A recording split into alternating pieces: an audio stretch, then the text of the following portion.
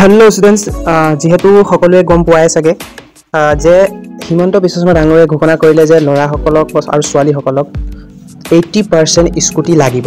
ঠিক আছে এতিয়া সেই 80% স্কুটিৰ কোৱাৰ পাছত বহুতে প্ৰতিবাদ কৰিবলৈ লৈছে যে 60% লাগে 70% লাগে কিন্তু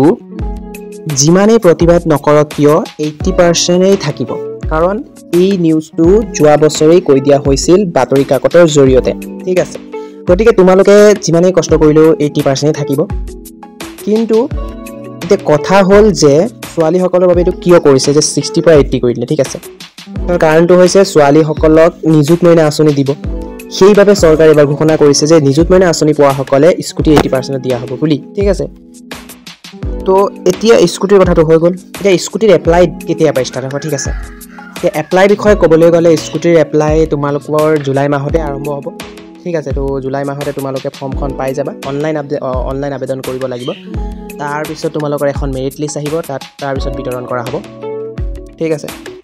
গতিকে কথাটো এইটোই যে 80% পোৱাসকলে স্কুটি নিশ্চয় পাব তথাপি আমি চাওঁ যে